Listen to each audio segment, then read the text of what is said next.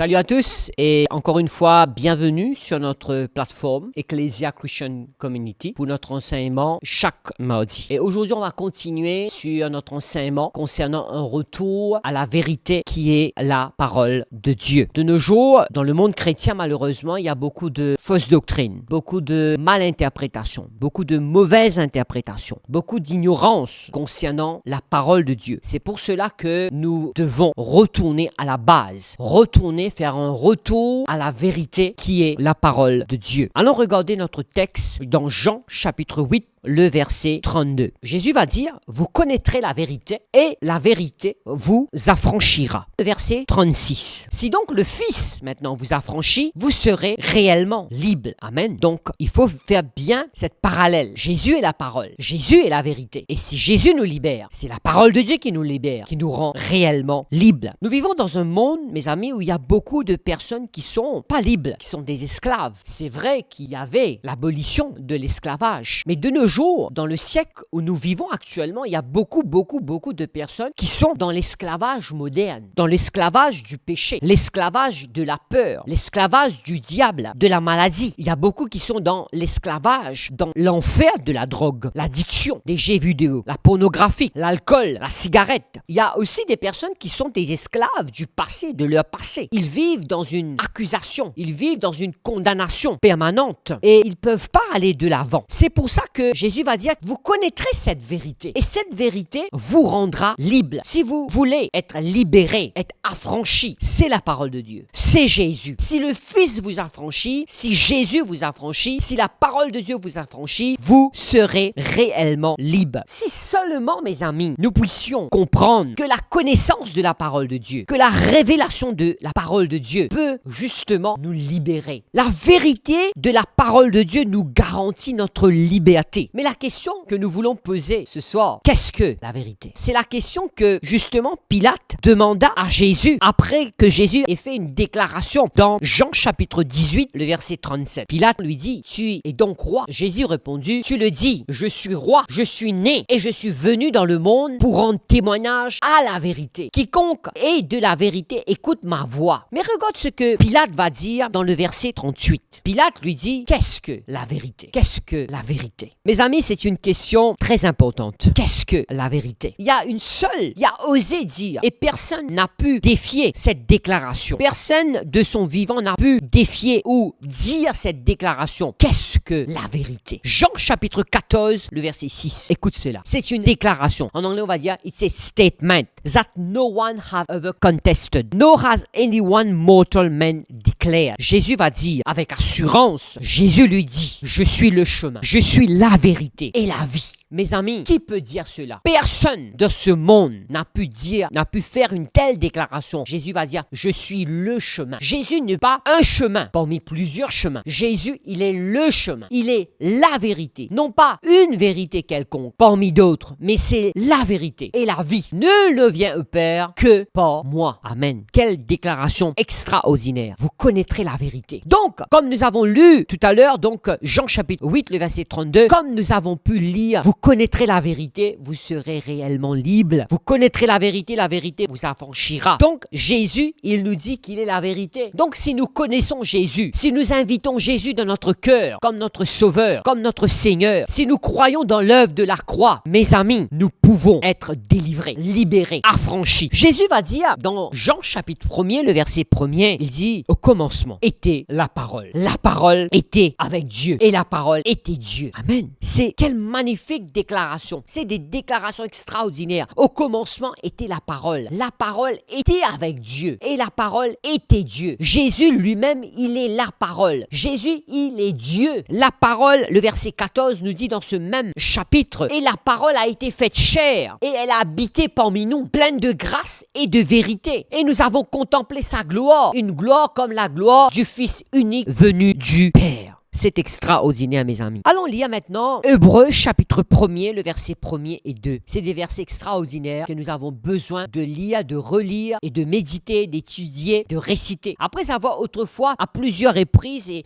de plusieurs manières, parlé à nos pères par des prophètes, Dieu, dans ces derniers temps, nous a parlé par le Fils qu'il a établi héritier de toutes choses, par lequel il a aussi créé le monde. Donc, Dieu nous parle à travers de sa parole, à travers de Jésus. Dans Révélation 19, le verset 13, verset très très important. Et il était revêtu d'un vêtement de teint de sang. Son nom est la parole de Dieu. Jésus est la parole de Dieu. Au commencement était la parole et ta parole était avec Dieu. La parole était Dieu. La parole a été faite chair. Son nom est la parole de Dieu. Donc, vous connaîtrez Jésus. Vous connaîtrez sa parole. Et sa parole a la capacité de vous libérer, de vous affranchir de toute addiction, de tout esclavage. Jésus est la parole de Dieu. Et tout simplement, Jésus, il a la capacité de nous libérer. Regarde ce que Jésus va dire dans Jean chapitre 17, le verset 17. Sanctifiez-les par ta vérité, ta parole est la vérité. Amen. Si vous êtes dans l'addiction, laisse-moi te dire ce soir que la parole de Dieu, que Jésus, il a la capacité, il a le pouvoir, il a l'autorité pour vous rendre libre. Jésus va dire, l'Esprit du Seigneur est sur moi parce qu'il m'a oint pour apporter une bonne nouvelle aux pauvres, pour libérer, pour délivrer, pour restaurer, mes amis. La connaissance de la parole de Dieu, pour pouvoir être libéré, pour pouvoir être affranchi, pour pouvoir être délivré, nous avons besoin de la connaissance de la parole de Dieu. La connaissance de la parole de Dieu, c'est quelque chose de vital. Amen. C'est quelque chose d'important. Donc, c'est absolument, nous avons besoin. Dans Osée chapitre 4, le verset 6, Dieu va nous dire, la parole de Dieu va nous dire que mon peuple est détruit, pas parce que l'ennemi est trop fort, mais parce qu'il lui manque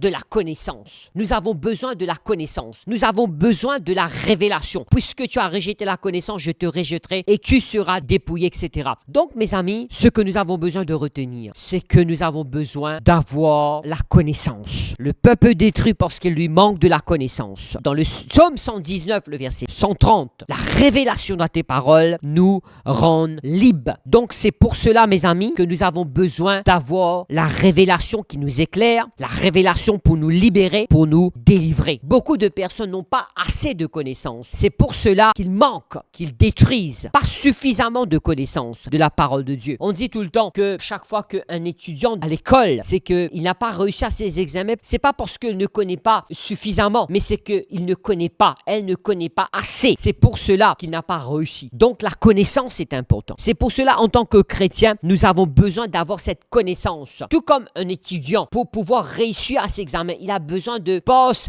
the mark. Mais des fois, nous n'avons pas cette connaissance. C'est pour cela que l'ennemi prend le dessus. C'est pour cela que l'ennemi, il prend l'avantage sur nous. Parce que nous avons justement pas de connaissance, pas assez de connaissance. Nous n'avons pas cette connaissance précise. Nous avons une connaissance partielle. Mais c'est important d'avoir la connaissance, la révélation de la parole de Dieu. C'est pour cela, mes amis, que nous avons besoin de passer du temps avec la parole de Dieu. De pouvoir vivre une vie victorieuse, une vie chrétienne réussie. Amen. Alléluia. Donc, c'est justement très, très important de connaître la parole de Dieu. L'ennemi de nos âmes, c'est le diable. C'est un stratège. C'est-à-dire qu'il va utiliser, qu'il va servir de stratégie, des tactiques pour nous empêcher de connaître la vérité. Et donc, quand l'ennemi va nous empêcher de connaître la vérité, il va nous garder captifs. Le plus grand tactique qu'il va utiliser contre nous, c'est justement l'ignorance. C'est-à-dire de nous garder dans l'ignorance de la parole de Dieu, de nous empêcher de connaître la vérité de la parole de Dieu. Cette manque de connaissance, cette manque d'enseignement de la parole de Dieu, d'avoir cette bonne compréhension, cette compréhension exacte de la parole de Dieu. Laisse-moi te dire, mes amis, que c'est une des plus grandes faiblesses que nous avons dans nos églises, dans le monde chrétien. C'est un grand manquement pour beaucoup de chrétiens. Regarde ce que Jésus va dire dans Luc chapitre 4, le verset 18. L'Esprit du Seigneur est sur moi parce qu'il m'a oint pour annoncer une bonne nouvelle aux pauvres. Il m'a envoyé pour guérir ceux qui ont le cœur brisé, pour proclamer aux captifs la délivrance et aux aveugles les recouvrements de la vue. Il y a beaucoup d'aveugles spirituels. Nous ne voyons pas ce que la parole de Dieu nous dit, mais Jésus nous libère. La parole de Dieu nous éclaire pour nous renvoyer libres les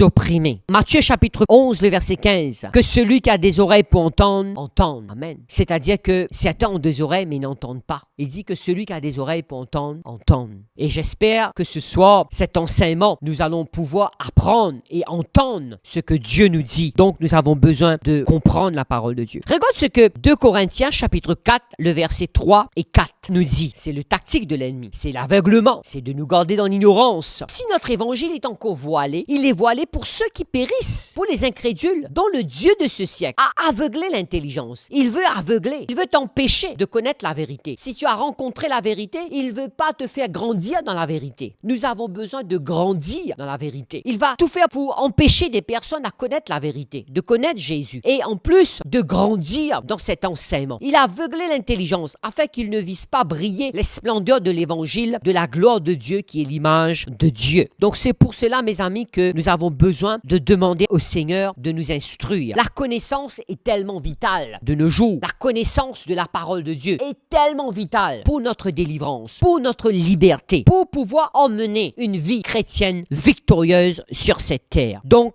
la connaissance est vitale, mais l'ignorance est fatale. C'est pour cela que je vous exhorte, je vous encourage vraiment à développer votre vie de méditation, votre vie de lecture pour pouvoir grandir dans votre vie. La Bible nous dit dans le Proverbe chapitre 29, le verset 18, « Quand il n'y a pas de vision, quand il n'y a pas de révélation, le peuple est sans frein, heureux s'il observe la loi. » Et nous voyons dans plusieurs cas, quand il n'y a pas de révélation, quand il n'y a pas de vision, qu'il n'y a pas de la révélation de la parole de Dieu, le peuple est sans frein. Vous savez que le frein, c'est quelque chose d'important dans une voiture. Le frein, mes amis, nous permet d'arrêter, de contrôler, de diriger, d'avoir sous contrôle notre voiture. Mais quand il n'y a pas de révélation, il n'y a pas de parole, il n'y a pas de révélation prophétique, il n'y a pas de parole de sagesse, il n'y a pas la connaissance de la parole, le peuple est sans frein. Il n'y a pas de contrôle, il y a du désordre. C'est important, mes amis, de comprendre cela. En anglais, il va dire que ignorance is a plague that the devil take advantage to hinder the redeemed to live a victorious Christian life. C'est pour cela que nous avons besoin de déclarer la guerre à cette ignorance spirituelle. Amen. Et nous avons besoin d'apprendre, de commencer à travailler, à lire la parole de Dieu, à développer notre communion, à prendre du temps à lire la parole de Dieu. Les jeunes, de lire les proverbes, les psaumes. We need to have une connaissance dans beaucoup de sujets. Qu'est-ce que la Bible nous dit concernant la délivrance? Qu'est-ce que la Bible nous dit? Qu'est-ce que la parole nous dit concernant la santé divine, la protection divine? Qu'est-ce que la Bible nous dit concernant la famille, la paix? Tout cela est important. Et on va résumer. Et c'est un verset qu'on a pris depuis le commencement de l'année. C'est un verset que nous voulons profiter de ce verset et nous voulons vraiment aller dans la direction de ce verset. Regarde ce que Daniel 11, le verset 32 nous dit. Le deuxième partie. Mais ceux du peuple qui connaîtront leur Dieu agiront avec fermeté. Ceux du peuple qui connaîtront leur Dieu. Comment connaître Dieu? C'est passer du temps de connaître le cœur de Dieu. C'est Dieu, la parole de Dieu, c'est Dieu lui-même. Donc, ceux du peuple qui connaîtront leur Dieu agiront avec fermeté. En anglais, il va dire, but the people who do know their God shall be strong and carry out great exploits. Donc, mes amis, nous avons besoin d'apprendre, de lire la parole de Dieu, de passer du temps avec la parole de Dieu. Et nous allons vraiment profiter de percées spirituelles, des breakthroughs spirituels, des miracles, la transformation, la liberté. Je vous exhorte vraiment d'avoir cette vie d'étude, cette vie pour méditer la parole de Dieu. Amen. Merci Seigneur. On va terminer maintenant avec Éphésiens chapitre 1er à partir du verset 17. C'est la prière que, justement, Paul a fait dans les livres des Éphésiens et je crois que c'est une prière que vous et moi, nous avons besoin aussi de faire chaque jour. Je ne cesse de rendre grâce pour vous, faisant mention de vous dans mes prières. Regarde le verset 17. Afin que le Dieu de notre Seigneur Jésus-Christ, le Père de gloire, nous donne un esprit de sagesse et de révélation dans sa connaissance. Nous avons besoin de demander au Seigneur un esprit de sagesse, sagesse divine et de révélation dans la connaissance de Dieu. Nous avons besoin d'avoir cette révélation. Et on dit toujours que la parole écrite, c'est le logos de Dieu. Mais il faut que cette parole devienne le rhéma. Rhéma, c'est la parole révélée, la parole qui nous parle directement. Cette parole qui sort de ce logos, qui nous parle, qui nous touche, ça devient un rhéma. Cette parole nous parle personnellement. C'est important, le rhéma de Dieu. Quand nous lisons le logos de Dieu, tout d'un coup, le logos de Dieu devient rhéma. C'est-à-dire que Dieu nous parle directement. Ça devient comme une révélation personnelle pour nous. Ça, c'est important. Et troisième chose que nous avons besoin de faire, nous avons besoin maintenant de déclarer cette parole. Nous lisons la parole de Dieu